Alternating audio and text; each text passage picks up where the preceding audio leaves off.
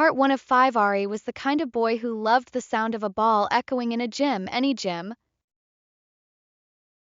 On weekday afternoons he drifted from game to game like a bee going flower to flower. Table tennis in the corner where the plastic ball clicked like raindrops on a roof. American football out on the field where the whistle sounded like a train. Volleyball where the ball hovered like a small moon. Tennis where strings sang a quick hum with every stroke. And of course the soccer field where the goals were white windows to the sky. He tried everything because he wanted to feel the fit, the click, the yes of a sport that matched his heartbeat. But none of them felt like home yet. With table tennis, his paddle whispered past air so often that the ball seemed to vanish, and he laughed even as it darted by him like a hummingbird.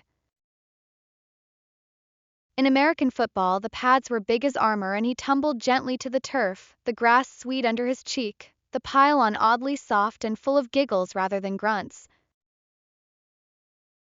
Volleyball was beautiful, a flock of hands sending a white bird back and forth, but when Ari jumped, he rose only a little, like a leaf caught on a soft breeze, then fell back, feet kissing the floor.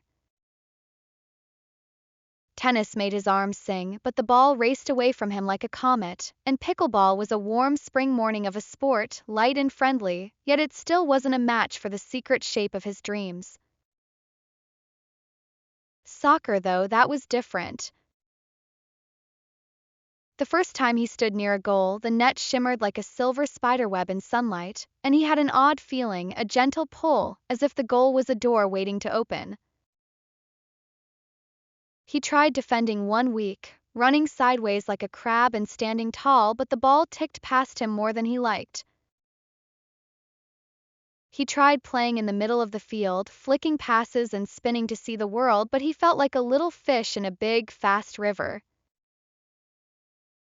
And then, one afternoon when the team was missing a goalkeeper, the coach looked around for a volunteer.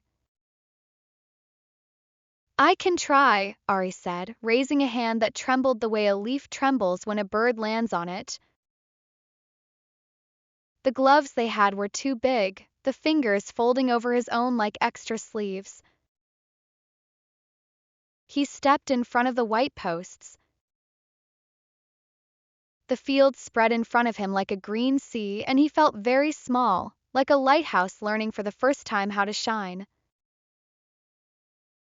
"Ready?" called his friend Mateo, who liked to shoot hard because he liked the sound, the tum that felt like a drum. Ari nodded, but he was scared to even touch the ball when it came fast. The first shot streaked toward him and his hands froze. The ball smacked the net behind him and shivered the ropes with a sound like wind through a curtain. He tried again, and another shot zipped by like a swallow, and he flinched. Even when he reached out bravely, the push of the ball made his palms sting and his fingers fold. He couldn't jump high to catch the ones that floated. He couldn't kick the ball very far when he finally got it, and when he tried to throw, it felt like tossing a stone into a river and watching it plop a little distance and stop. Other players brushed past him without meaning to, yet he tumbled, light as a paper plane that met a breeze, and once someone swung a leg at the ball and caught Ari's shin by mistake. He had shin guards, smooth and sturdy as little shields, but he still felt the thump like a knock on a door. On the way home that day, he walked slowly, backpack straps tight in his hands, eyes tracing the edges of clouds that looked like sails. He felt small. He felt lean.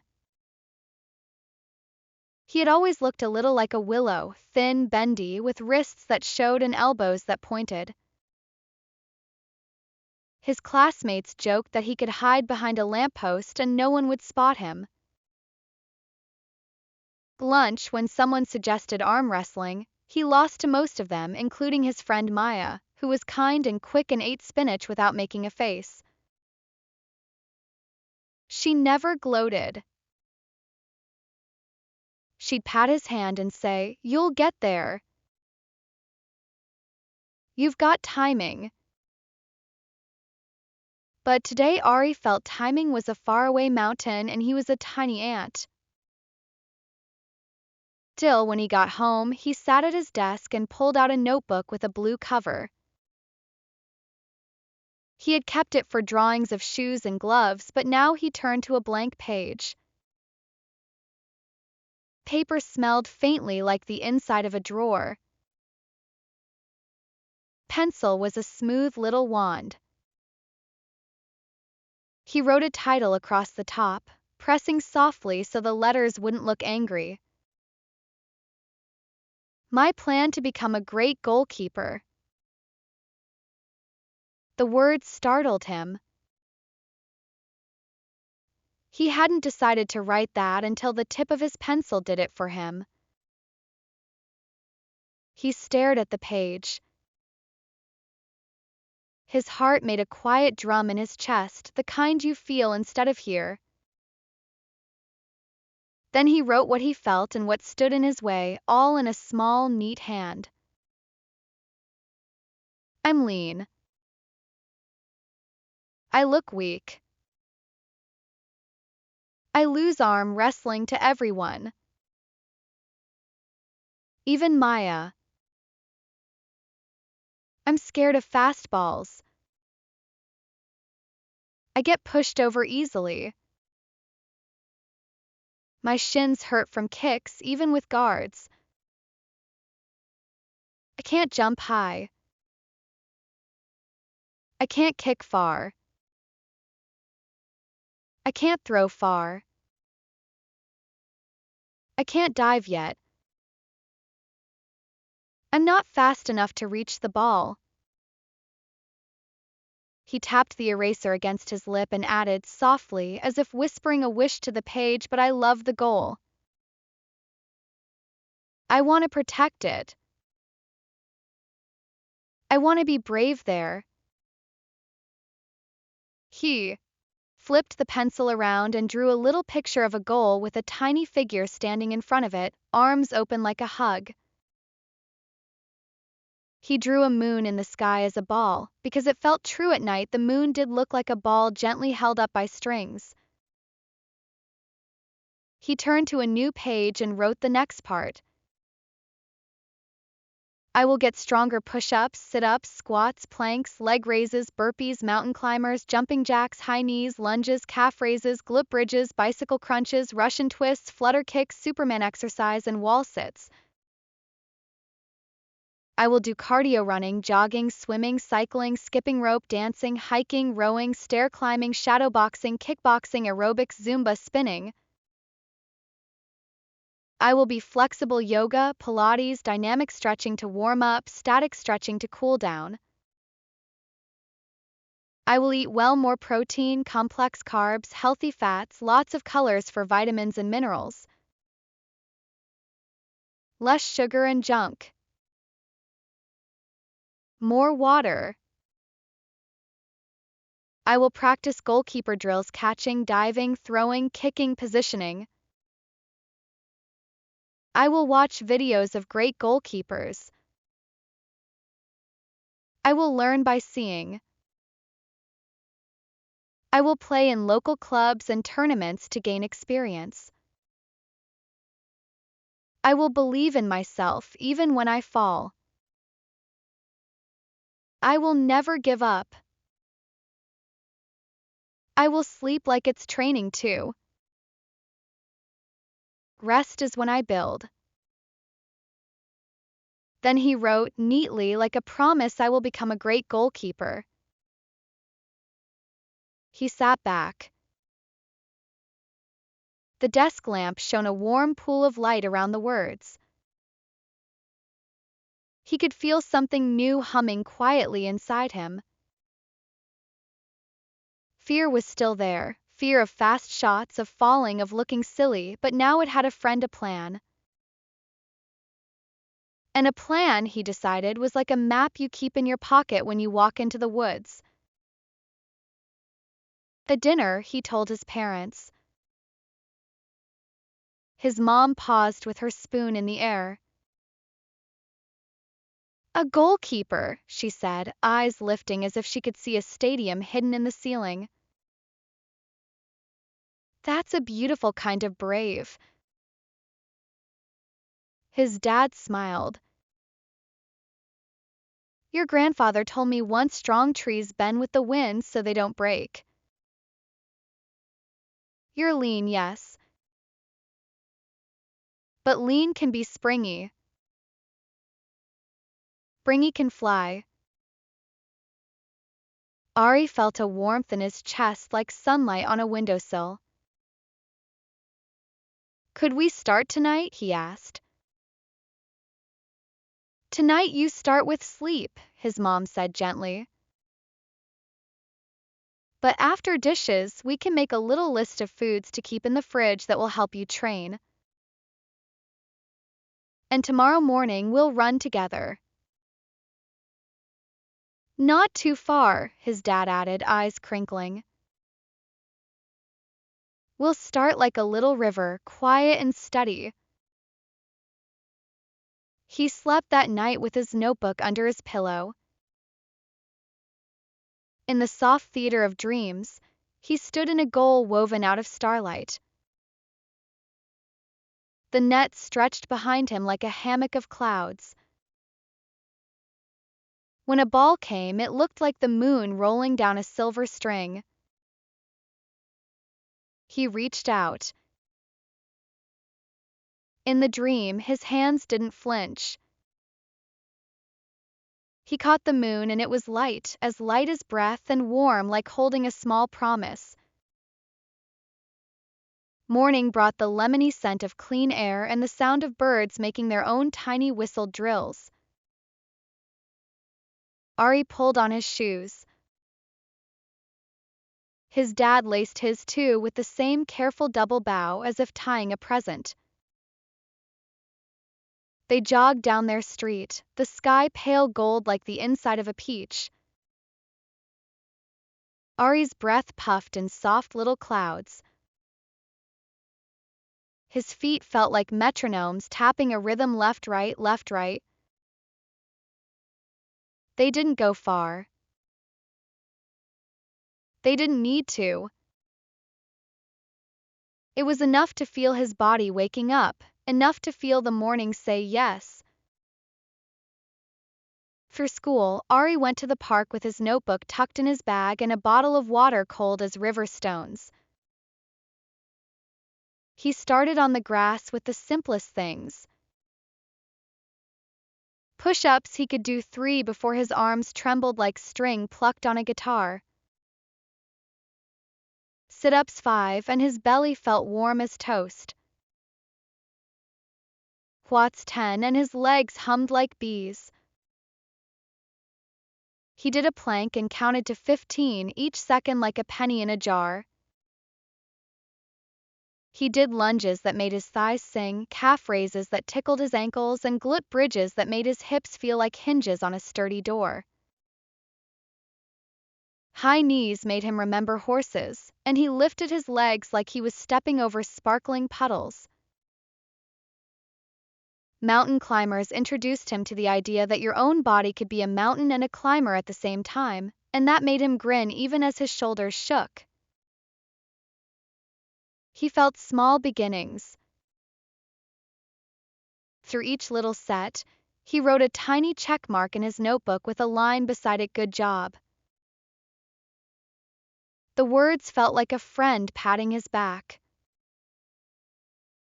He added something different each day. Flutter kicks, and he imagined little fishtails. Bicycle crunches, and he pictured riding up a hill where the view at the top would be his very first brilliant save. Russian twists with a light ball in his hands, turning side to side, and he smiled at the name because it sounded like a dance. Superman exercise lying on his belly, arms and legs lifting, and he thought, all right, not a superhero yet, but maybe a super beginner. Wall sits where his legs burned in the best way and time slowed like honey dripping from a spoon. He knew he would need his heart to be a strong drummer. So he ran and jogged, sometimes with his dad, sometimes with Maya, who danced along beside him, counting steps to the beat of songs only she could hear. He pedaled his bike along the river path where the W. Tear chuckled softly at the rocks. He swam at the pool, the world suddenly blue and quiet as a secret, and learned to love the feeling of arms pulling water like silk ribbons. He jumped rope until the tapping became a heartbeat on the ground, shadowboxed until his hands flashed like little birds, and learned simple kickboxing combinations from a kindly instructor who said, "Fast feet, softer hands," which felt like high poetry to Ari. He tried an aerobics class with his mom where the music wove everyone together like a friendly net, and he discovered Zumba was like laughing with your feet. He climbed stairs. He hiked a gentle trail with his dad to watch a sunrise shimmer like a coin, and he even once tried a spinning class where the bikes hummed like bees and his legs did their best to sing along. Every evening he stretched. Dynamic stretches at first, leg swings like pendulums, arm circles that made him think of windmills, and after, static stretches where he held positions like whispers. He tried yoga with a video that showed someone balancing calmly like a tree. Ari swayed but didn't fall. And he tried a Pilates session that taught him about a center, about a core, about gathering strength like a drawstring. He liked that. He liked anything that felt like quietly building. His diet changed like a garden in spring. Breakfast, once rushed and sweet, became scrambled eggs with spinach, a slice of whole grain toast that smelled like warm fields, and berries that popped with sunlight. Lunch included beans and rice, the two spooning each other perfectly, with carrots that crunched like small sticks and hummus that felt like a smooth cheer. Dinner was grilled chicken or chickpeas, roasted sweet potatoes that looked like little sunsets, and a curl of avocado that tasted like smooth green hope. He still loved treats. It wasn't that he banished them. He just listened to his plan: less sugar, less junk, more water. He never knew water could taste so good until he was thirsty for it, and then it tasted like a clear bell. He kept watching. He watched videos of goalkeepers, old and young, tall and not so tall, famous and not famous at all. He noticed how their feet were never planted like trees but skittered, always whispering across the grass. He noticed how they made their bodies into shapes: a W with their hands, elbows soft, so the ball nestled instead of bounced, a diamond for high catches, fingers pointing up like arrows, a smother for low shots, knees bending, body folding like a blanket around the ball.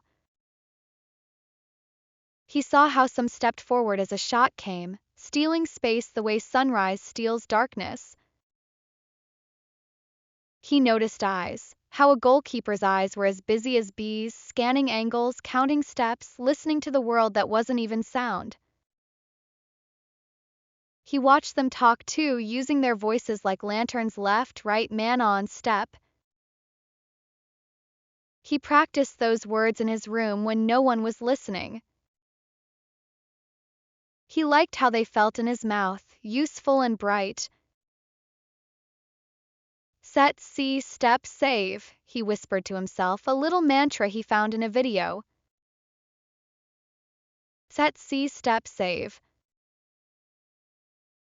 He practiced catching with a tennis ball against the garage door, the bounce quick and surprising, his hands taut by the small sting.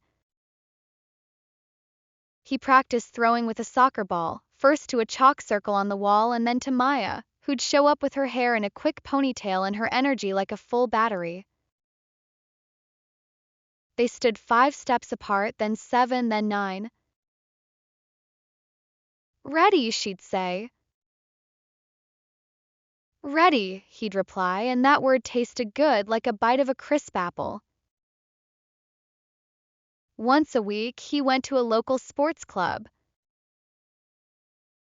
The building smelled like polished wood and cheerful effort. There, a coach named Elena watched them with eyes that saw the whole field and the tiny things too. She was gentle as rain and precise as a ruler. "You don't need to be the tallest tree," Coach Elena told Ari during a break, handing him a cup of water. "You can be the bamboo that bends and springs. Use angles. Use timing. Use courage, yes, but also use calm. Make the goal smaller with your mind and your feet." "How do I make a goal smaller?" he asked, smiling because it sounded like a magic trick. "By standing in the right place," she said, tapping the ground with her shoe. "By stepping at the right time. The ball has a straight line to the corner, your job is to block that line. Not every save is a flying save. Sometimes a brave step meets the ball before it gets dangerous. Feet first, hands next. You'll dive later. First, you'll learn to meet the ball like a friend you spotted across the street. You close the distance." Ari felt the sentence click into him like a puzzle piece. He nodded. "Feet first," he repeated, imagining his feet as small, fast birds. They drilled. A lot of it wasn't glamorous. It was short, quick steps, 1-2, 1-2, until his calves hummed and his ankles felt awake like they had tiny eyes inside. It was shuffles that made his hips as loose as hinges so he could glide side to side without crossing his feet. It was practicing the set position again and again, knees bent, body tall, arms out as if hugging a very gentle invisible bear. Sometimes he was scared. A ball would zip toe, ard him, and he'd feel himself wanting to duck. But then Coach Elena would toss an easy one, and another, letting his hands get used to the taste of catching, light to heavy, slow to quick. She had him kneel and catch against his chest, the ball thumping like a soft knock, then stand and do it again. The drills grew as vines grow, inch by inch.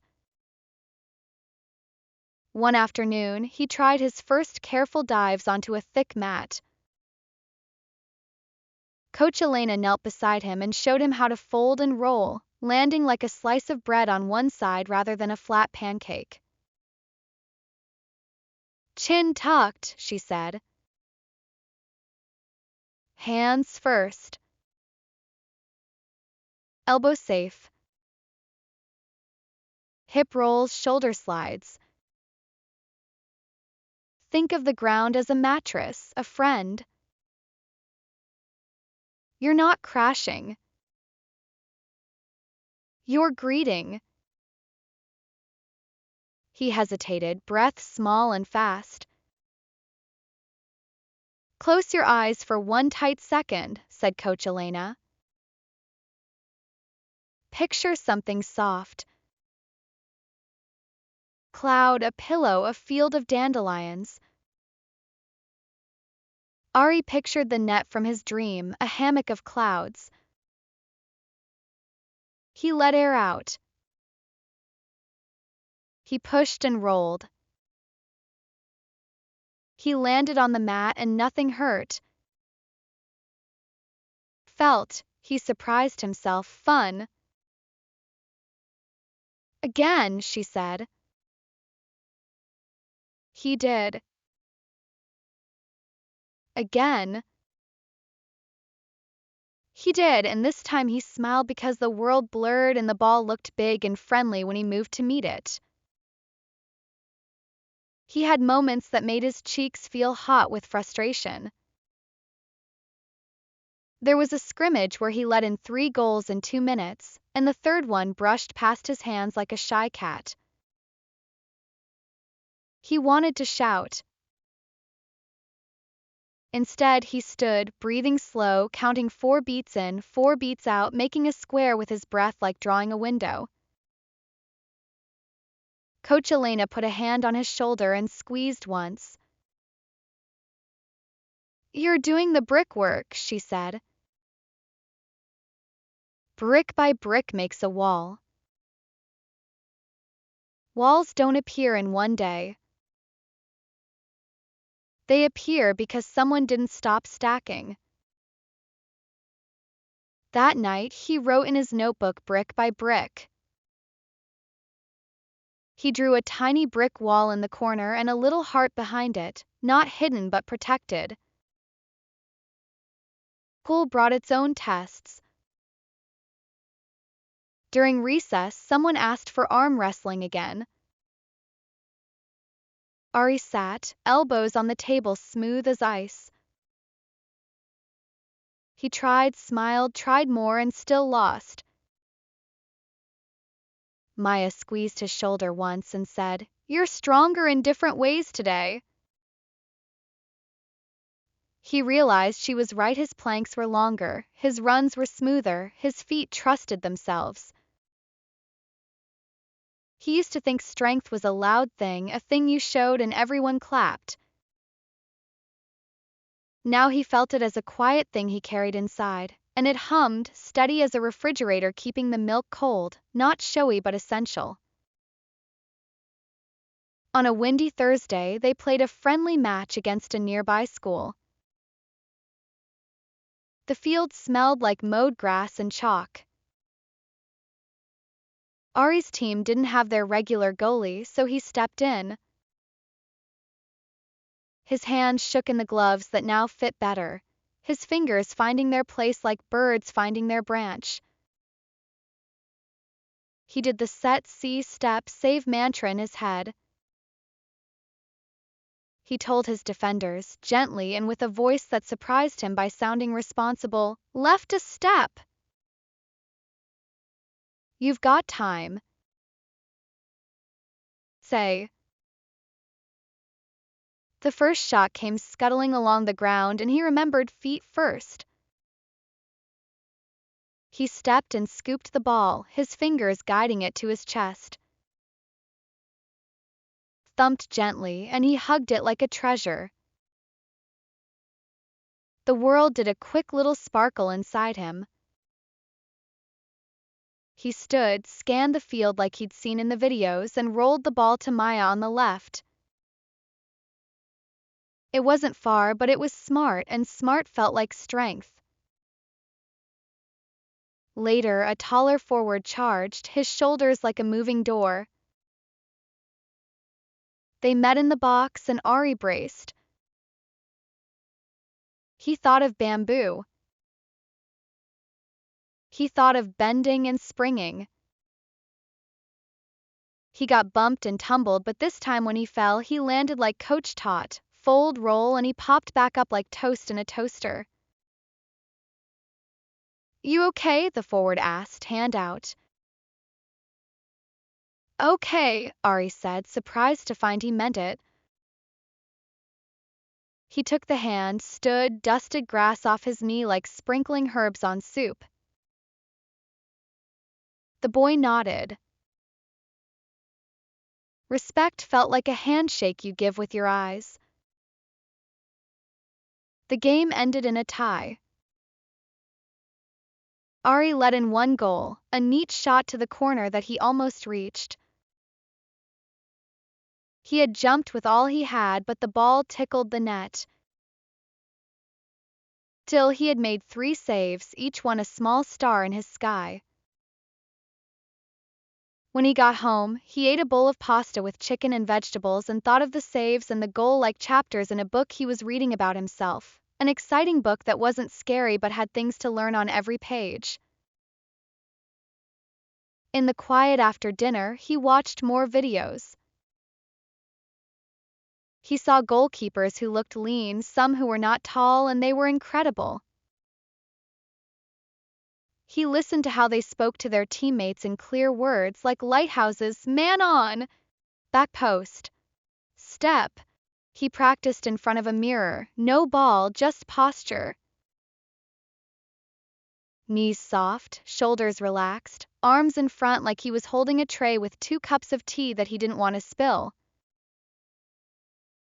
He smiled at the thought. He imagined his gloves as cups holding calm. He slept deeply, dreams full of slow-motion clouds and fields of soft grass, the net a silver lullaby. The next weeks belonged to habits. Morning runs felt like brushing his teeth for his legs. Programmed exercises became beads on a string. He counted push-ups, sit-ups, squats, planks, lunges, calf raises, glute bridges, bicycle crunches. On Tuesdays he swam and felt his lungs turn into big, comfortable rooms. On Thursdays he climbed stairs at the stadium one step at a time, slow and safe, and felt like a mountain goat with careful hooves. On Saturdays he went to the park early, the dew cool on his shoes, and practiced catching. He would toss the ball high, hands forming a diamond, and bring it down softly like lowering a sleeping kitten into a basket.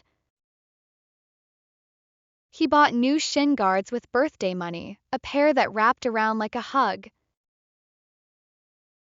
The first time someone's cleat connected with his leg in a tangle, he felt it, yes, but less sharply, and he breathed out instead of bracing up like a statue.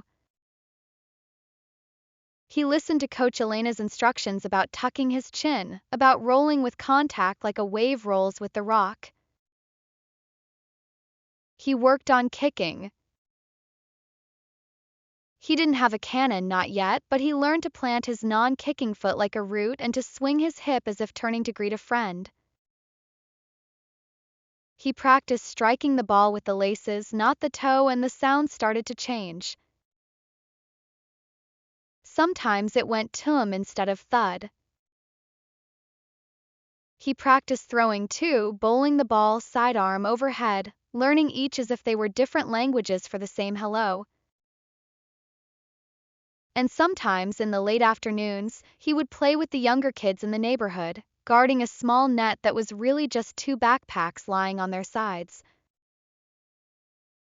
The little ones loved to shout and shoot and cheer, and Ari loved the feel of making saves that were partly saves and partly storytelling. You can imagine the ball is a little comet, he'd tell the youngest, and then show them how to welcome it without burning up. He joined a local tournament with the club. The gym lights made the floor gleam like a lake. In the first game, butterflies lived in his stomach. He told himself they were friendly butterflies, the kind that paint your insides with hope. He saved one, then 2, then a third. He let in one, a shot that flicked off a shin and changed course like a mischievous breeze. He shook his head once, grinned at the trick the ball had played, and moved on. Between games, he ate orange slices that tasted like sunlight and drank water until it felt like a pond inside him. On the ride home after the tournament, 2 wins, 1 loss, and the kind of tired that feels clean, his mom said, "You looked like a lighthouse today." "Do you know that?" "A lighthouse?" he asked, tilting his head. "Steady," she said. "You weren't noisy." "You were there. Everyone could see it. That matters most." He thought about that. Being there. He liked how that sounded. Like a promise kept. He rested his cheek against the cool window and watched the streetlights go by like small moons strung on a wire, and even the bumps in the road felt like the gentle rocking of a boat. He was still lean. He still lost at arm wrestling most days. He still flinched sometimes when a ball came faster than his eyes expected. He still couldn't jump as high as he wished, not yet. He still felt like a well-tuned violin trying to sing like a trumpet. But he was different than before. He had strong points on an invisible compass. He had habits that built like stacked stones. And he had the soft voice inside him that didn't shake, the one that said, when he lay in bed and the world was the cool color of night, keep going. One evening, when the wind was playful and the sky wore a jacket of rosy clouds, Ari saw the park cat, gray with a tail that moved like a question mark, perched on the crossbar of the goal. He laughed. "You'd make a good goalkeeper," he told the cat. "Balance, bravery, and naps." The cat blinked as if to agree and then leapt lightly, landing with a thump no louder than a glove patting a ball. Ari stood under the goal and looked up at the sky framed by the posts. He felt the tug again, the gentle pull that had drawn him the first time. "I'll get great at this," he said quietly, to the air, to the field, to the net, to himself. "Not big fast. Slow true. But I'll get there."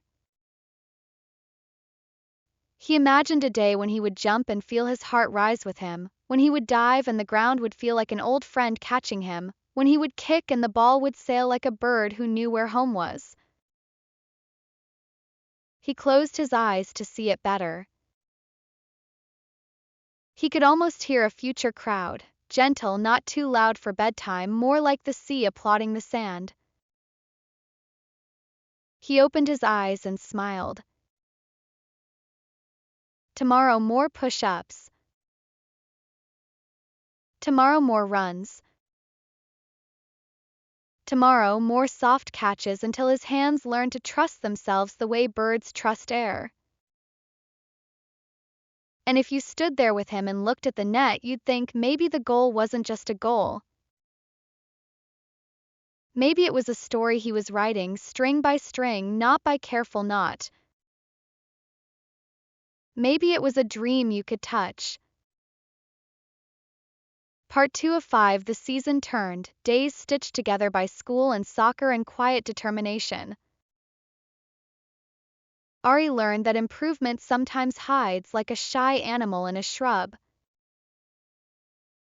It would not show itself every day, not always a big jump, not always a fast sprint, not always a celebration, but it would rustle and shift, and if he stood still inside himself and listened, he could hear I.T. moving. "Your feet are quicker," Coach Elena told him one Saturday, after a drill that used cones set like stars in a little constellation. "You change direction like a swallow changes the sky, fast and smooth." Ari felt the compliment like sun on his face. He kept refining the small things.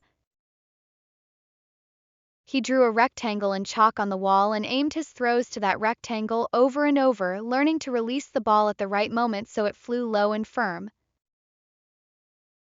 He bounced a tennis ball off the wall and caught it with his left hand, then his right, then both, then one again, standing close, then a step back. He wore his gloves, then took them off, feeling the difference on his skin like the difference between boots and bare feet in sand. His fingertips grew confident. His wrists learned the soft give that cradles a catch instead of slapping at it. "Speak early," Coach reminded him during scrimmage. "Use your voice like a clock that tells time to others." So Ari practiced talking while he watched. "Left, tuck in." Right step up. I've got near. Back post watch. The first few times his voice quivered like a new note in a song, but then it steadied and turned into something calm and reliable. And he saw how his words changed how teammates stood, how they moved, and how the ball's path sometimes bent because a voice said, here or there.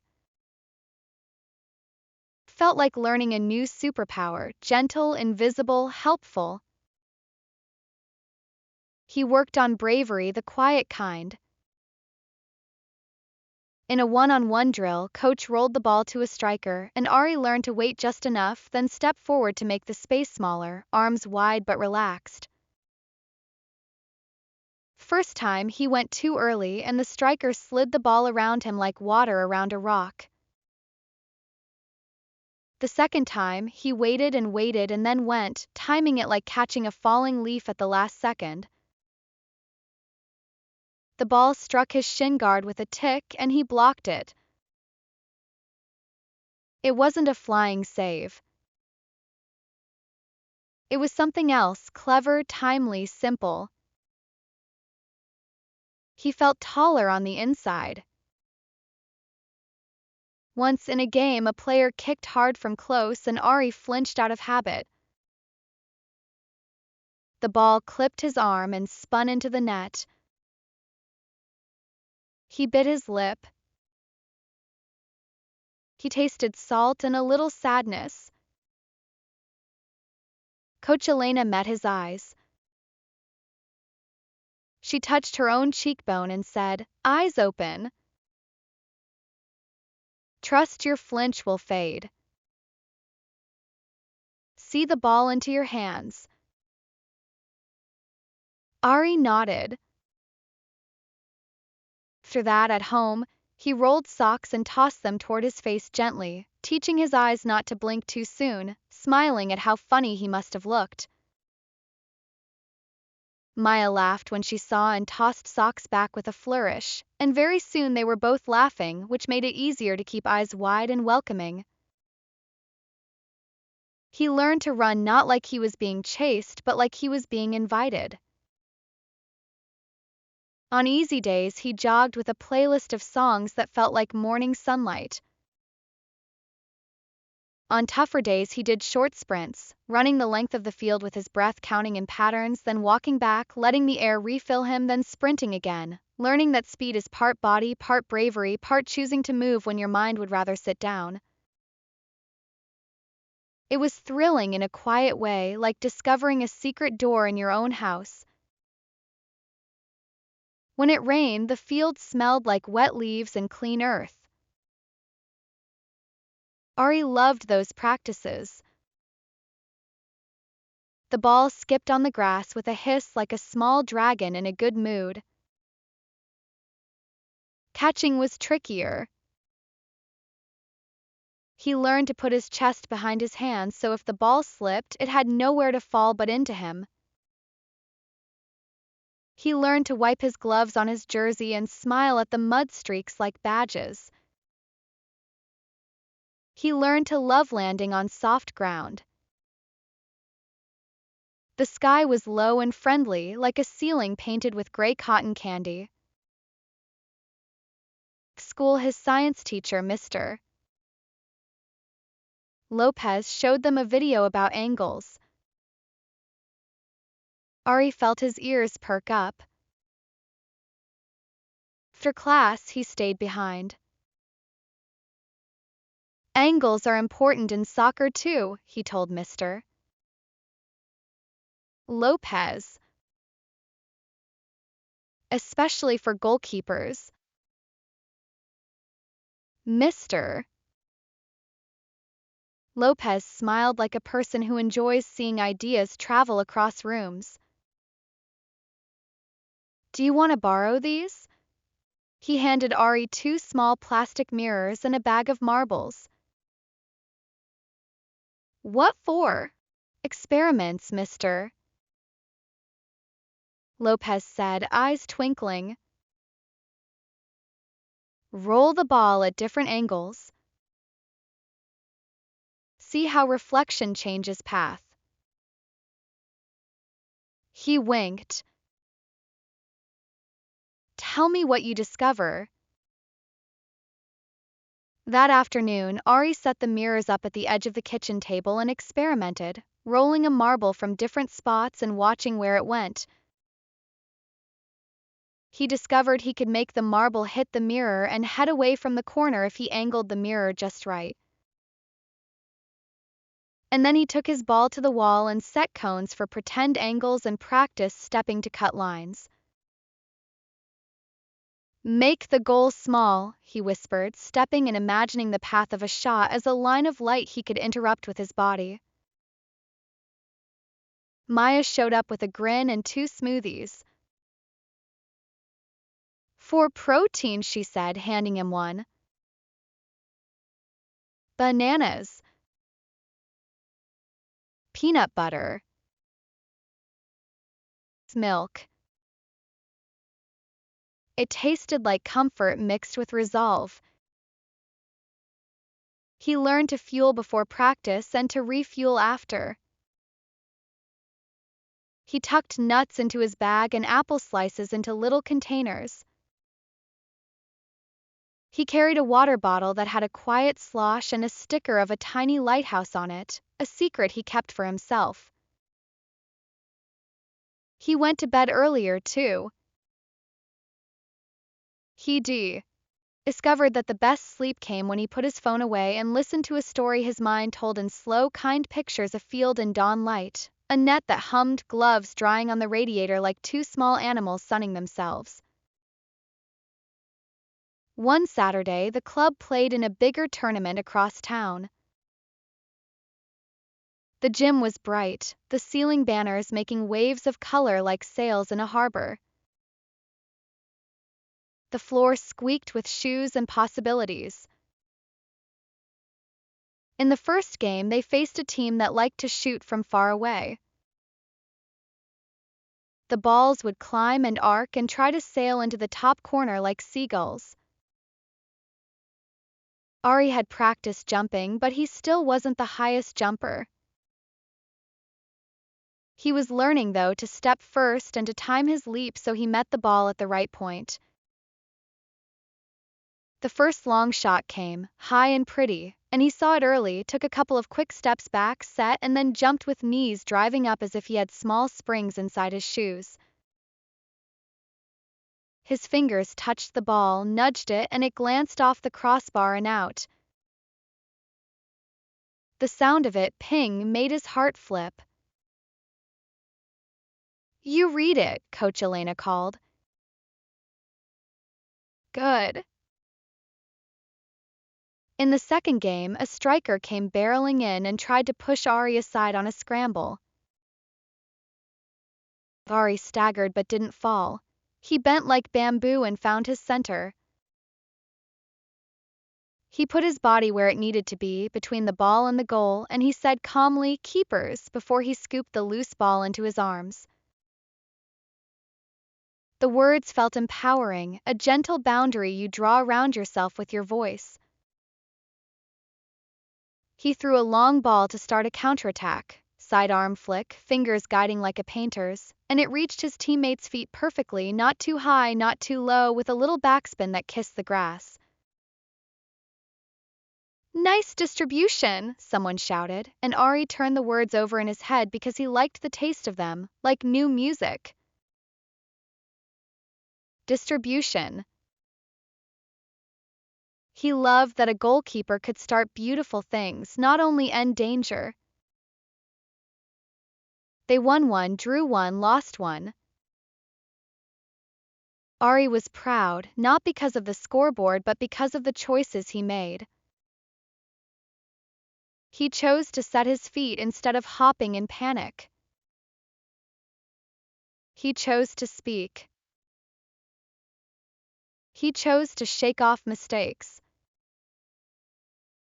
He chose to laugh once when he slipped in a puddle and landed with a splash that made even the referee smile.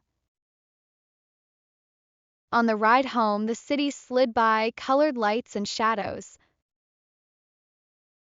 Ari rested his head back and closed his eyes.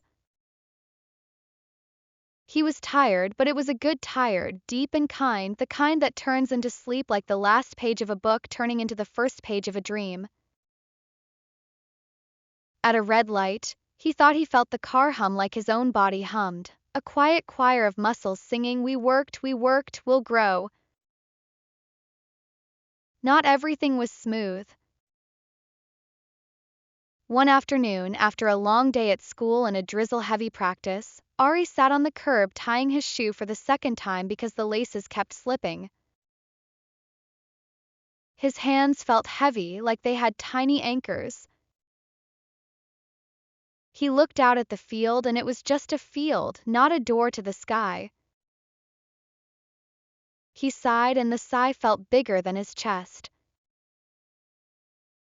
Maya sat beside him, knees pressed up, jacket hood up like a little tent. Hard day. Feels like I'm a kite in no wind, he said. All string, no lift. She nodded, listening the way good friends do, making space around his words. Let's go get hot chocolate. But the plan, he said, glancing at his bag. Hot chocolate is part of recovery, she said, smiling. Coach said, rest matters. Joy matters too. It's like an ingredient. If a recipe doesn't have it, it doesn't rise. They went. Cafe smelled like cinnamon and conversation. The mugs were big and the steam curled up like slow ribbon. Ari felt his shoulders melt. Thanks, he said. Any time, she said. Also, races are won by people who keep going, and you keep going. So today's just a small puddle. Tomorrow's sun. The next morning the sun did come out as if it had heard them, and the field shone as if wearing tiny diamonds. Ari ran lightly, as if the day itself had grabbed the end of his kite string and lifted. At school, a flyer went up tryouts for the school team. Keepers needed. Ari read it 3 times. His stomach did a quiet flip. Try, Maya said, bumping his shoulder with hers. What's the worst that happens? You learn and then you try again. The tryout day smelled like nerves and new socks.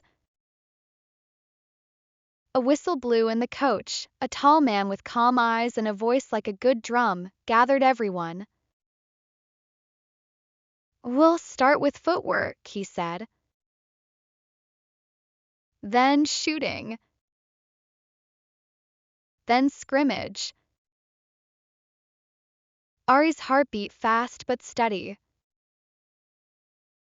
He pictured the net in his dream. He pictured his notebook.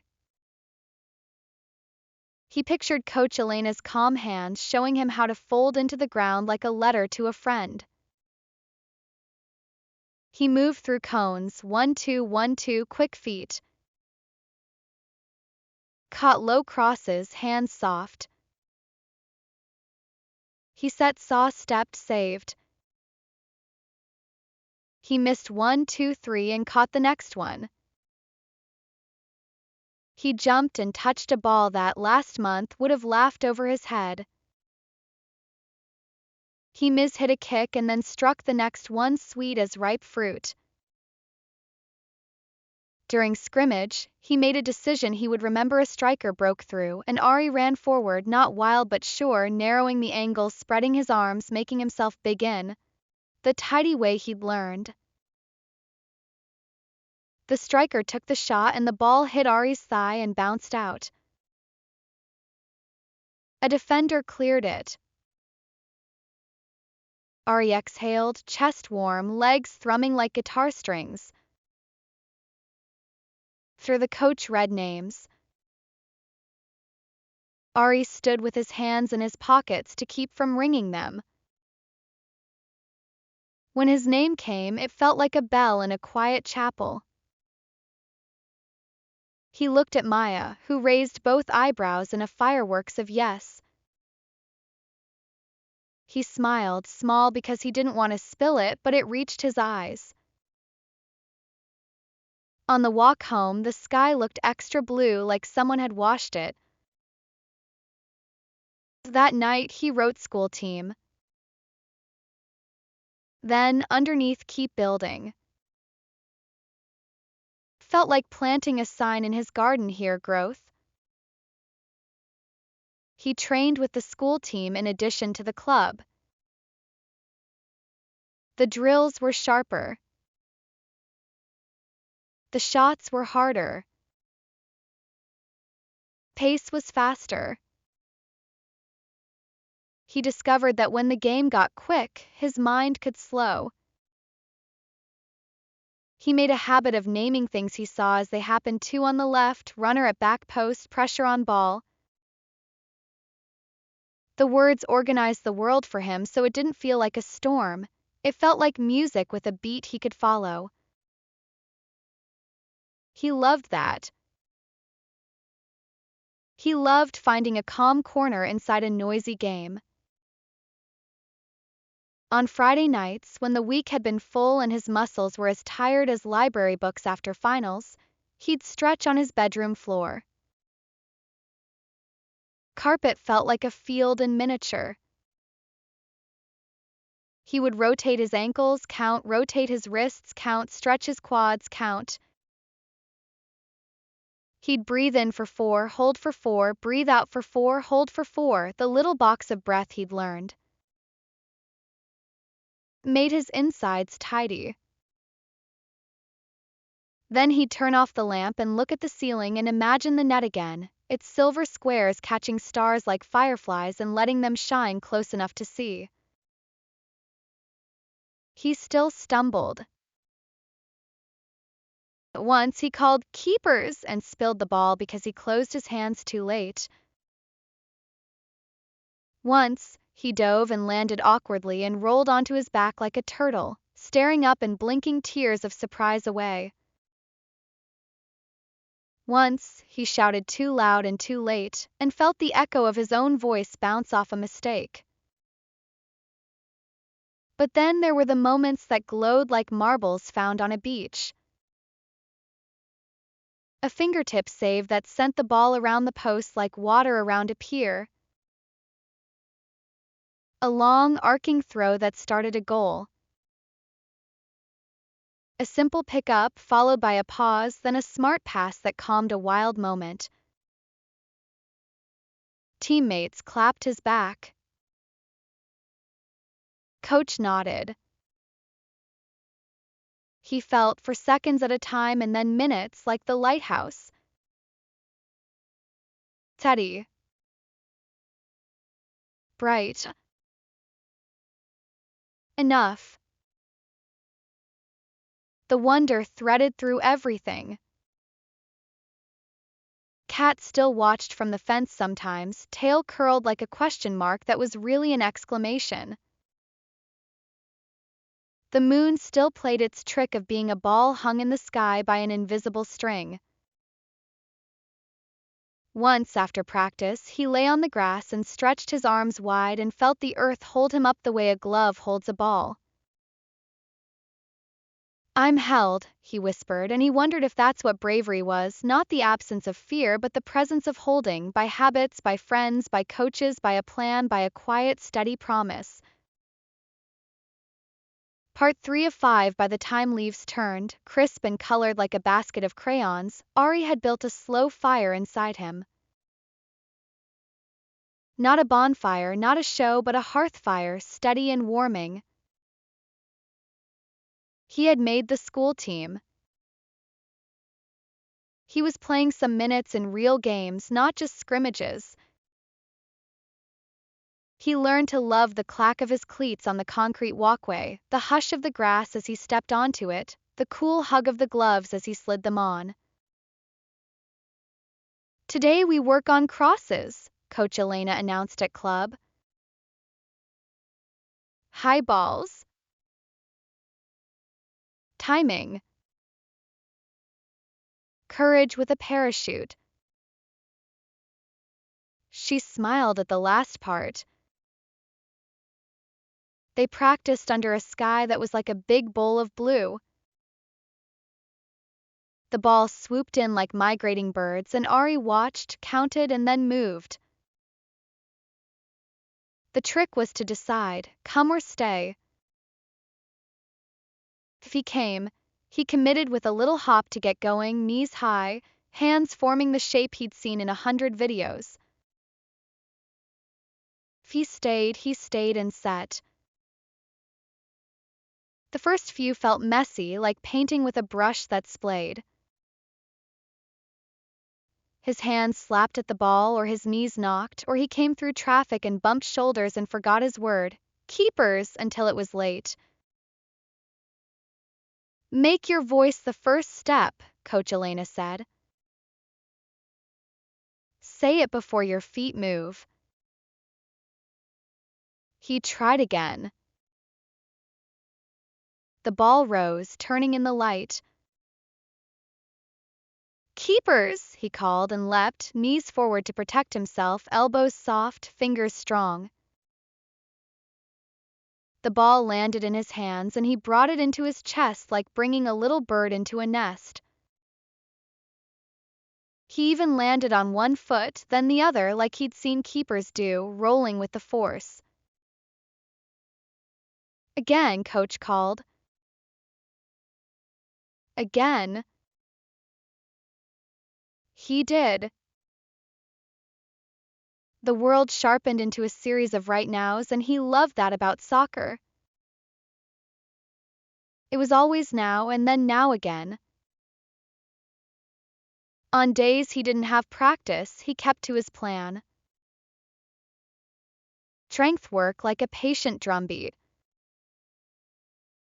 Cardio that felt like weather in his lungs, sometimes sunny, sometimes cloudy, always moving through. Flexibility that made him feel like a string tuned perfectly, neither too tight nor too loose. His diet kept him clean feeling. His sleep folded around him like a comfortable blanket. He added a new drill, the law. Dur. Not a real ladder, but a flat one made of straps and squares laid on the ground. He stepped in and out, feet whispering, toes quick. He pretended he was writing secret messages on the grass with his shoes. He did it forward, sideways, backwards, each variation a new sentence. He laughed when he messed up, stepping on the straps like a puppy stepping on its own leash. He practiced diving more, now onto grass with pads at first. Coach Elena had them work one side, then the other, teaching symmetry to bodies that preferred one direction. Left loves to be strong, right loves to be brave, she said. Switch them. Teach both. He learned to push off the foot closest to the ball, to step toward it with the other foot, to let his body tilt like a tree in a friendly wind, to shoot his hands to the ball like stars shooting across the night. He discovered that landing didn't hurt when he did it right. Felt like hugging the ground, like returning a borrowed book. The school team played a match on a field that smelled like wood smoke from nearby houses. Team bus hummed with jokes and headphones. Ari sat by the window and made a small square of calm with his breath. the field, he warmed up with the keeper coach, 10 slow catches, 10 medium, 10 fast.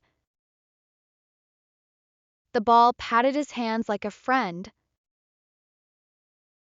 He felt nervous butterflies flutter.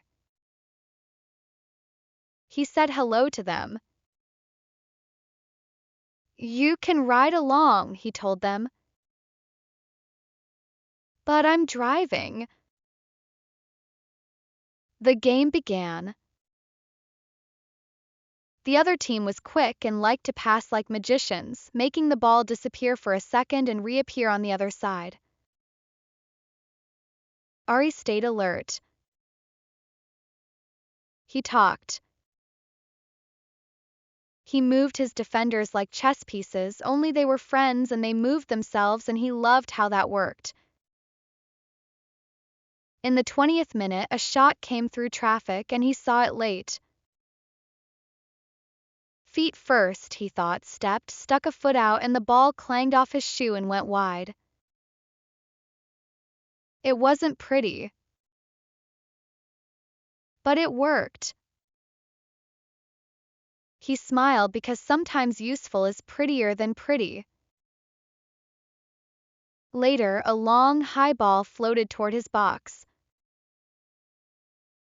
He glanced at the nearest forward.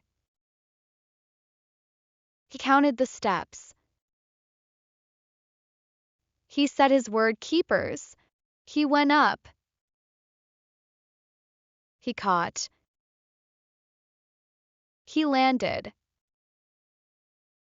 He tucked the ball in and breathed. His teammates exhaled with him as if they were all part of one giant pair of lungs. He rolled the ball out to the right, starting something small that turned into something big 3 passes later, a goal for them. He didn't jump in celebration. He knelt, pressed his gloves together, and thanked the little chain of decisions that made that moment. They won by 1. Ari slept that night like a rock in a river, solid, the world moving around him kindly. He didn't win every time. There were losses that tasted like metal and taught like books. In one, he misread a ball and came when he should have stayed. The forward chipped the ball over him, a tiny rainbow he could not catch. He lay on the grass, face pressed to the earth that smelled like rain and disappointment. He wanted the ground to swallow him. He breathed. Brick by brick, he heard in his head. He stood. He kept going. Then one morning, an email: he had been invited to a regional camp for promising players, a place where kids came from many neighborhoods with different accents and the same love. His mom printed it and put it on the fridge with a magnet shaped like a star.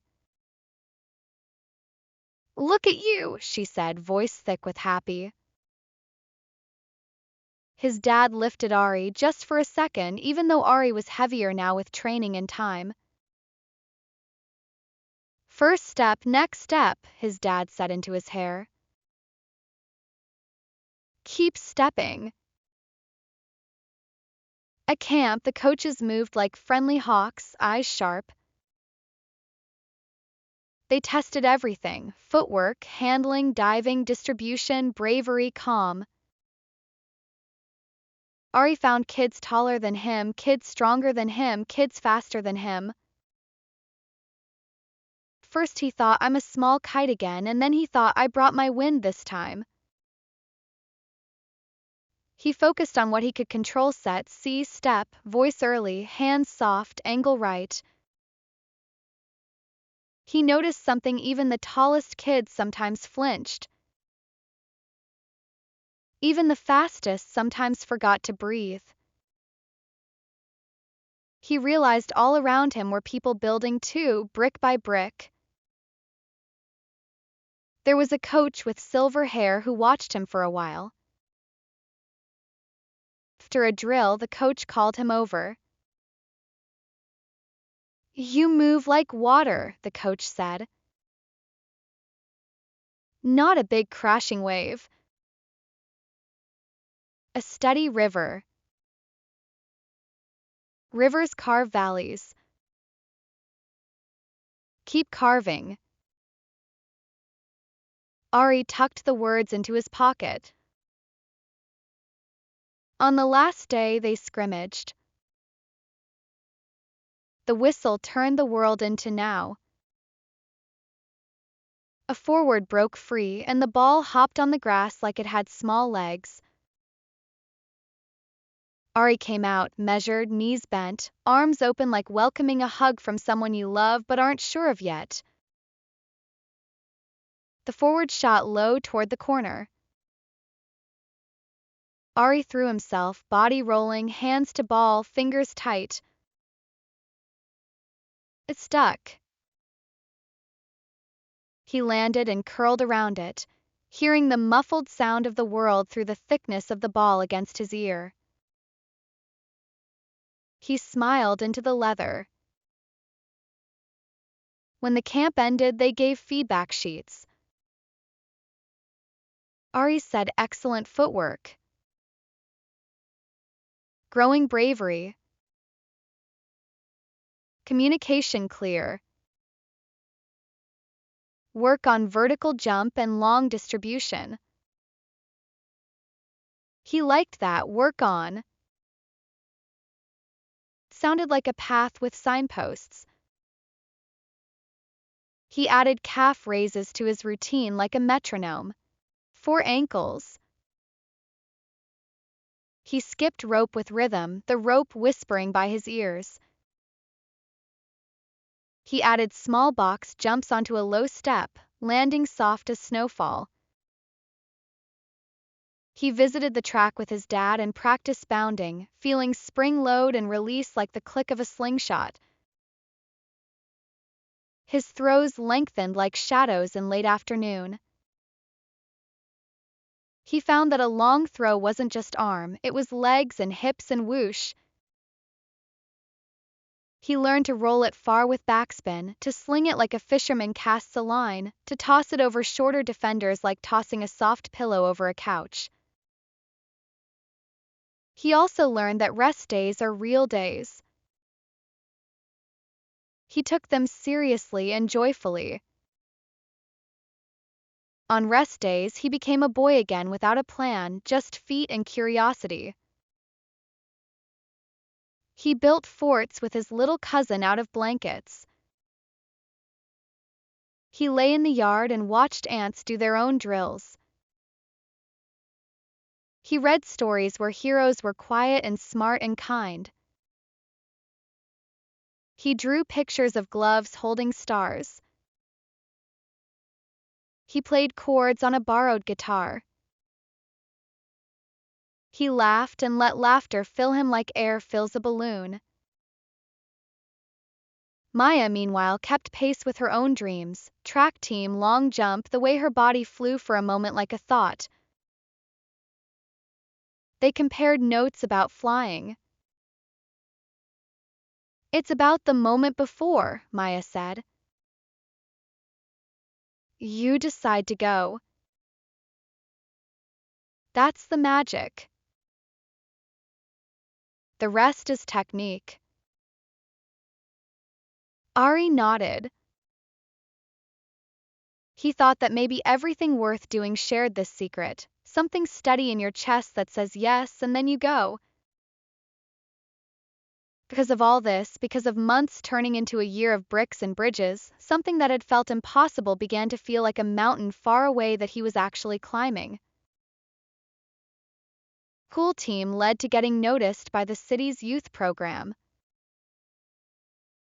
The youth program led to bigger fields, brighter lights, and buses that hummed with 100 different songs in 100 different headphones. He played, not always starting, not always shining, but always steady.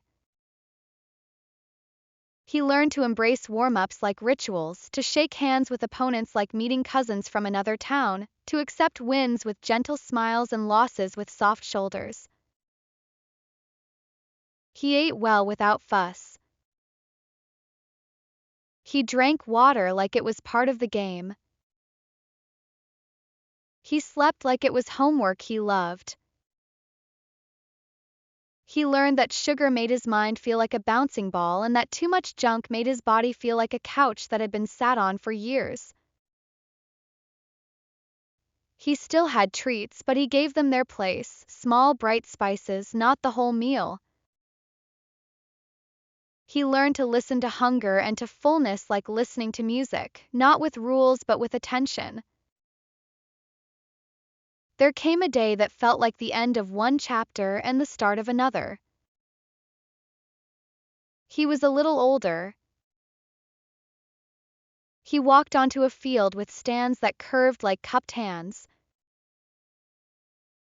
The grass was a richer green than all the greens he had seen so far. He zipped his jacket against a breeze that smelled like pretzels and paint. He looked around. He felt ready and not ready both at once, exactly as important things feel. He squeezed Maya's hand. She was there to cheer, and she squeezed back.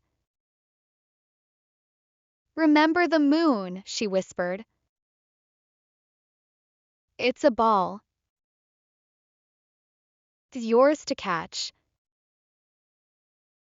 Part 4 of 5 High school, then college. The words felt like stairs in a tall building. Ari climbed, one careful step at a time, sometimes 2 steps when he had the spring, sometimes pausing on a landing to look out a window and breathe. He made the high school varsity team and learned that people could cheer so loudly it felt like rain. He learned that behind every loud moment were 1,000 quiet ones stretching in empty gyms, lacing shoes in hallways that smelled like old books and new hope, sitting on buses in the deep, dark night with your head against the window and your heart humming like a small engine. He grew, but not into a giant. He stayed lean, a willow among oaks. But he learned to love his kind of strength, quick feet, elastic ankles, hands like soft clamps that knew just how hard to hold. He learned to meet stronger forwards not with force but with angles, timing, and a sense for distance that felt like he had a measuring tape in his chest. College added layers. Practices were crisp. The games were sharp. Pace was a river in spring.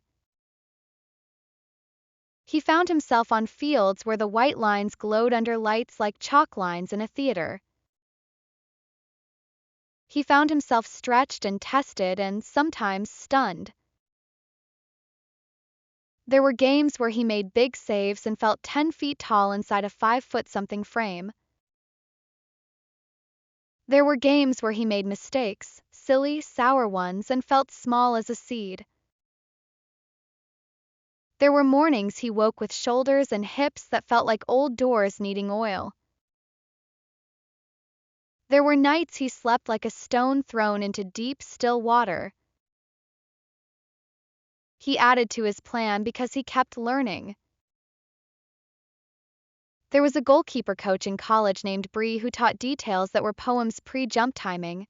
Your toes kiss the ground and lift as the shot comes, hand shape adjustments, smile with your fingers, recovery moves, fall to rise. Coach Bree taught distribution like chess and art, driven passes to outside backs, clipped balls to midfielders, slow rolls to pause a game that needed breath. You are a conductor, Coach Bree said. You can speed the music up or slow it down Wiho. T ever touching a baton. Ari lifted modest weights now, learned to deadlift like lifting a suitcase off a tall shelf, learned to squat like sitting on an invisible chair with dignity, learned to press like pushing a skyward door open. He lifted not to be big but to be resilient, to keep joints happy, to ask muscles to stand up for their bones. He warmed up in ways that made his body feel like a theater troupe rehearsing before a show, each part learning its cues. He cooled down with gratitude, patting calves and quads like thanking teammates. He kept watching videos, the legends, the quiet geniuses, the surprising rookies. He watched more than saves. He watched how they stood when nothing happened, how they talked between plays, how they breathed after mistakes. He watched shoulders. He watched eyes. He watched feet. He copied the ones who were calm as lakes and gave himself permission to be a lake too. He volunteered with younger teams, showing kids how to catch low, how to make friends with the ball. He said to them what was once said to him: feet first, hands next, dive when needed. Angles are magic. Voice is a lantern. He loved their faces when they made a save, the little burst of sunlight their smile became. He brought orange slices and water, and sometimes he brought stories: the cat on the crossbar, the mirrors on the table, the first time the ball felt like the moon in his hands. So when the email came one winter afternoon, subject line National Team Camp Invitation, Ari stood up and then sat down again. The world tilted and then steadied. He read it 3 times. He put a hand over his heart like people do when the anthem plays, and the hand felt the thud-thud that was equal parts joy and disbelief. "Mom," he called, voice strange, and when she came, he handed her the phone. She read. Her eyes became oceans. "Oh, Ari," she said, and she folded him into a hug that was gigantic, bigger than the room, bigger than the house. His dad pulled them both in, one arm then the other, and for a second they were a small, strong huddle like a team gathers before a game to say together. Training with the national team was like jumping into a storybook where the pages were bigger. The lines on the field looked the same but somehow felt like they had history under them, as if all the footsteps from players before him were layered beneath like leaves. Coaches were exacting and kind. The drills were familiar and yet elevated, like old songs played on grander instruments. The shots came fast. Crosses came higher. The games of feet and angles were more complex, like chess when you know the names of all the openings. Ari felt at once very small and exactly the right size. He said. He saw. He stepped. He saved. He learned new things too: how to read hips from farther away, how to sprint and stop and sprint again without feeling like his legs argued, how to lead with voice among players who all knew how to lead. He whispered the mantra he had kept from kidhood. He found that mantras are like old friends, they age with you and their voices deepen. One evening after practice, he wandered to the empty goal and traced the net with his fingers. The stadium lights were soft. The sky was a velvet dark. He thought of everything: the first time he flinched, the first time the ball stung his hands, the wall sits when his quads trembled like jelly, the Zumba class where he forgot the steps and danced anyway, the orange slices, the socks tossed at his face while he laughed, the rides home where the streetlights looked like beads on a string. He thought of being pushed and getting up, of shins knocked and learning to roll, of feeling weak and finding different kinds of strong. He thought of the notebook under his pillow, the plan, the blue cover, the small hand printing promises.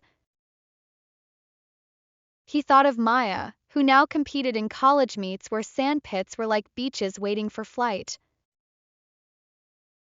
He texted her a photo of the empty goal. She wrote back, "I can see you there." Lighthouse. He smiled, pocketed his phone, and looked up at the moon, which was round and kind. "Still here," he said to it. "Still catching."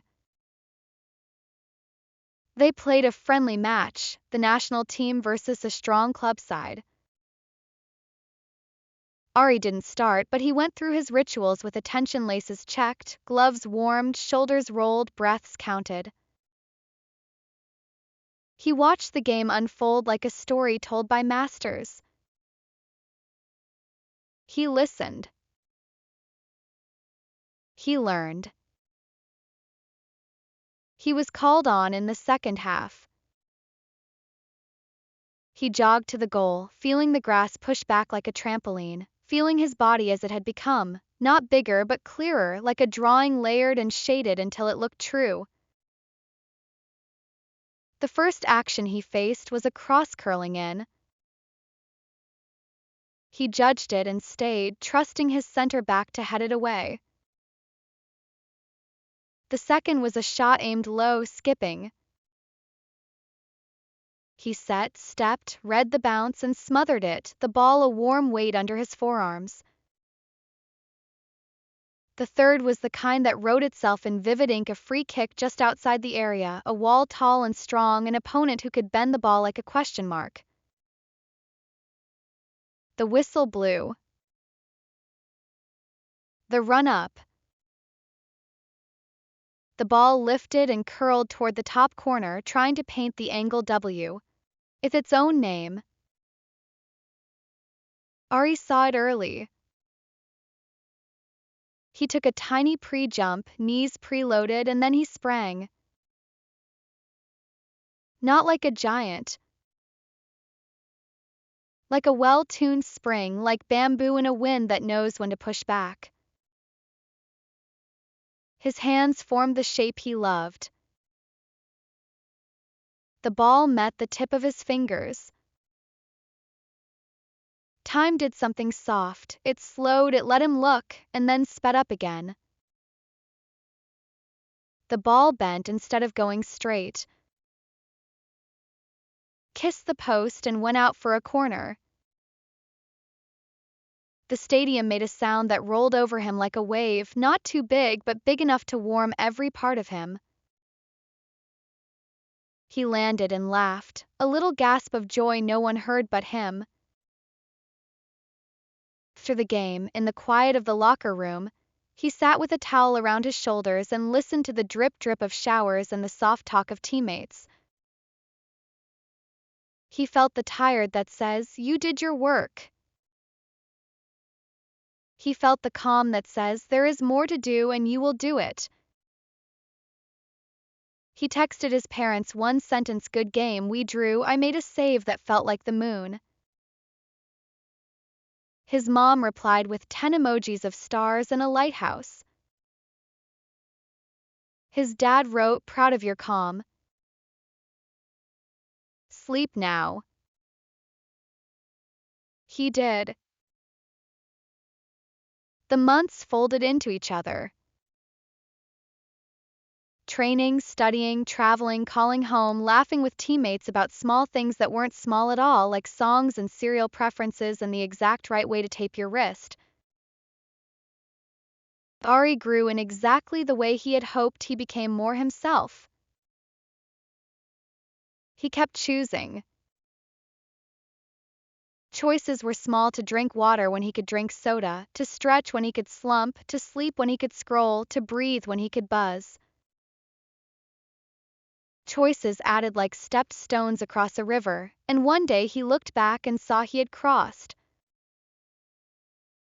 Then came the day he had imagined when he was a boy, folding a blanket around a ball on a worn mat, a call that said, We would like you to join the national team squad for the upcoming match. He would be second goalkeeper, dressed and ready under lights big as moons.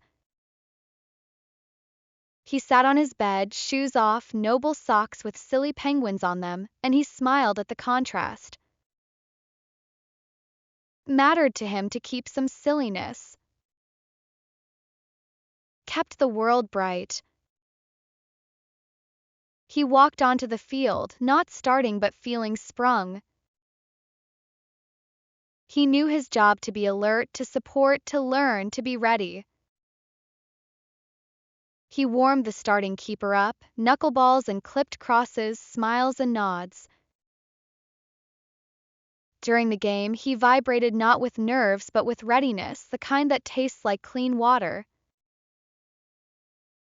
Late in the second half, the starting keeper signaled to the bench, calf tight, a little pinch.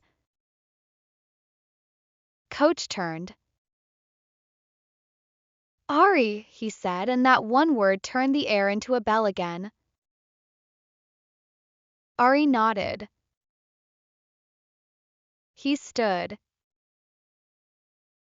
He adjusted his gloves. He crossed the white line like stepping into a story he had been writing since the blue notebook. First touch came quick, a back pass with an opponent racing in. He settled the ball with the inside of his foot and passed it calmly to the left, right pace, right angle, like setting a plate on a table. The second, a shot from distance, easy, into his hands like a gentle throw. The third, the kind that would be told later by children to each other in bedrooms before sleep. A through ball split the defense, and a striker sprinted clear under lights that made the grass look like polished jade. Ari stepped out, measuring the world a syllable by syllable language he now spoke. He thought of the river. He thought of the bamboo. He thought of the lighthouse. He spread, set, saw, stepped. The striker feinted left, went right, shot low, fast, greedy. Ari moved with a softness that was really precision. He dropped his knee, swept his leg, reached his hand, and the ball struck his palm, a sting, a kiss, and popped wide. The world made the sound a sea makes when it loves the shore. His teammates swarmed him, not like a storm but like a joyful flock. He stood, cheeks flushed, and found his breath had done its job without needing to be asked. The game whistled to an end. A draw again, a good one.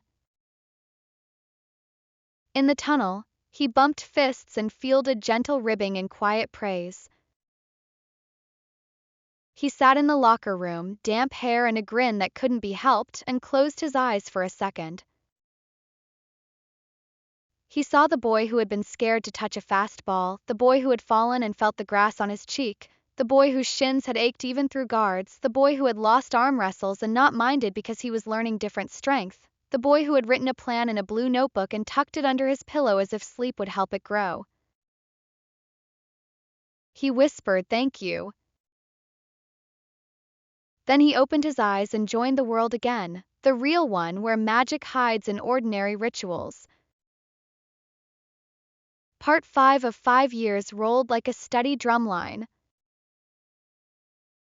School team, college team, then national team, and not just invited, not just bench, but playing, starting, saving.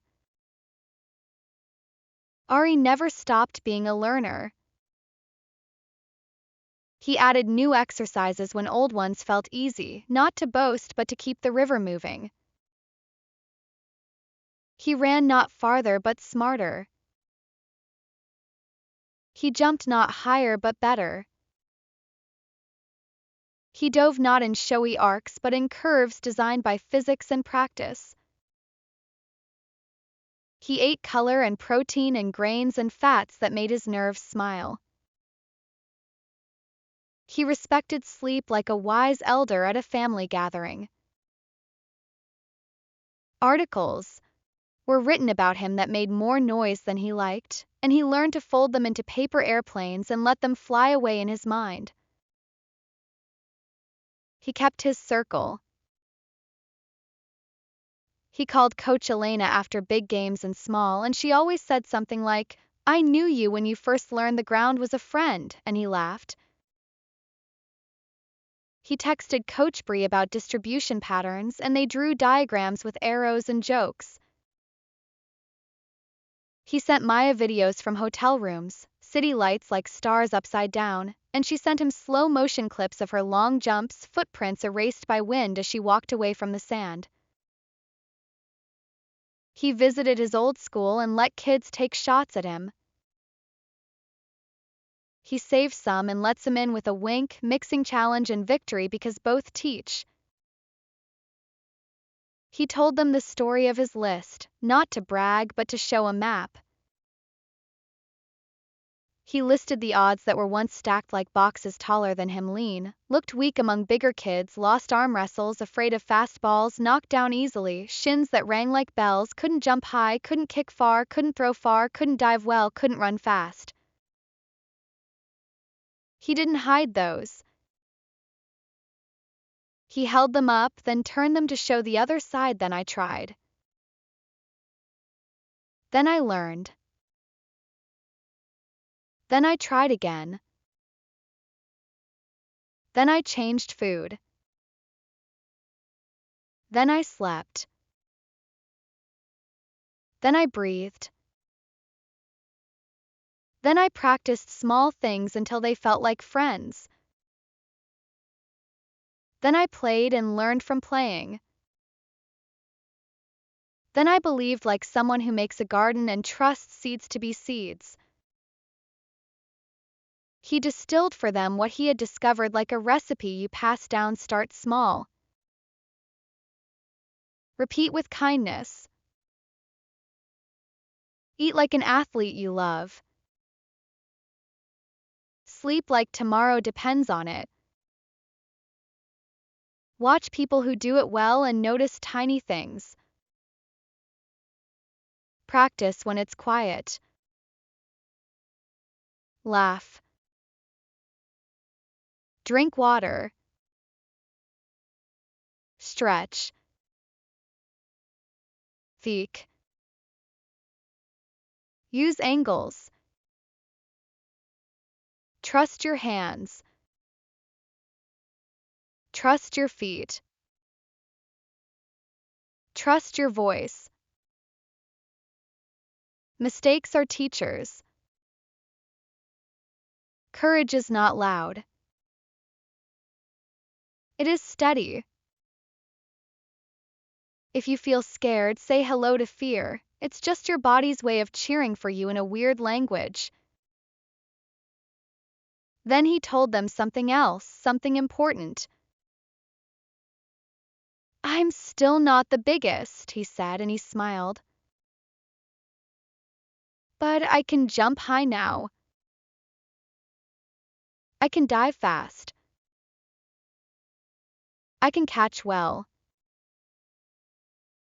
I can throw far and kick strong and run quick. I can because I learned how. 'Cause I decided to keep going. You don't have to be someone else's shape of strong. You can be your own. His biggest game came on a night when the air felt like velvet and the crowd felt like a heartbeat. He walked out holding the hand of a child who looked up at him the way he had once looked up at others. He squeezed the child's hand and felt 1,000 tiny lives joining for a moment. He looked at the flag. He sang not loud but honest. He looked at the goal. He smiled at it like it was an old friend he hadn't seen in a while. The whistle went. The game turned into that dear now. He made early saves and simple passes and one long, clean throw that started a move that became a goal for them. He made one mistake and fixed it. He made one big save late where he dove left and felt time roll like a coin and the ball stuck and he thought, I have it, I have it, I have it, and he did. The game ended. They won by a hair. He didn't punch the air, not much. He covered his face with his gloves for a second, not to hide but to hug himself with the things that had carried him here. Habits, hope, hands. Porters asked questions. He answered politely and put the spotlight on his teammates. He showered, dressed, sat, and tied his shoes, the second knot careful like all second knots are. He walked out into a night that smelled like rain even though it wasn't raining. He looked up. The moon had that familiar, friendly roundness. On impulse, he mimed catching it, hands in a W, elbows soft, bringing it into his chest. He laughed at himself, a man still in love with a boy's dream. On the bus, he texted to Mom and Dad, thank you for breakfast and belief. To Maya, remember when we called fear butterflies? They were still there. I let them ride. They behaved. He looked out the window. The streetlights slipped past like pearls on a string, the bus a thread. He rested his head and let memories stitch themselves in patterns he could wear on colder days: table tennis clicks, volleyball moons, tennis strings, pickleball spring, the first goal that seemed like a door, the sting of a ball and the softness of a mat, coaches' voices like recipes, Maya's grin like a sparkler, mirrors and marbles and ladders and ropes, the taste of water after a long run, the feel of grass on a cheek, the sound of a crowd like a sea, the hush in his chest when he was set, and the world aligned like planets. He slept. He dreamt. And in his dream the net was a silver quilt, and the ball was a warm loaf of bread, and the field was a green book. He walked through it all with calm steps, and his hands knew what to do. In the morning at breakfast he wrote a new page in a new notebook. He wrote, keep going. Not because I need to prove anything, but because I love the way the game holds me. Underneath, he added, be kind. Be steady. Be a lighthouse. And in homes where children listened to bedtime stories, some of them told Ari's story to each other in their own words. They left out the scary parts because there weren't really any. They made bigger the parts where he laughed or learned or lifted a ball like a moon. They said he wasn't strong at first and he got pushed and fell, and he was scared of fast balls, and then they said, smiling into their pillows and feeling their hearts beat like small drums, but he wrote a plan. He ate good food. He did push-ups and planks and lunges and wall sits and all the funny ones like Russian twists and Supermans. He ran and swam and danced and climbed and shadow boxed and did kickboxing and aerobics and Zumba and rode a bike that stayed in one place and one that didn't. He stretched like a cat and breathed like a quiet bell. He watched videos and practiced positioning and played in tournaments and learned to believe. He slept. He kept going. He got better. He became great. He played for his school, then college, and then the national team.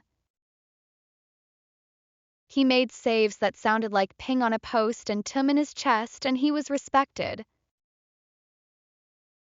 People liked him not just for the saves but for his calm. And the moral is, what is the moral? Could be said like this: determination and perseverance are like sunlight and water. You need both. If you have them, a seed can become a tree and a lean, quiet boy can become a great goalkeeper. Or it could be said like this: you don't have to be the biggest to catch the moon. Or like this: courage is steady and kindness to yourself is fuel. Sometimes, at the end of a day that has been long and full, if you close your eyes and take one slow breath, you might see a field, green and friendly, and a net woven of silver thread, and a ball like a small, bright promise floating toward you. You set. You see. You step. You save. You hold it against your heart, and the world becomes very, very peaceful, like the last page of a story, and then the soft beginning of sleep. If you'd like me to continue with an epilogue of Ari visiting his first goal and passing the torch to a new young keeper, say continue.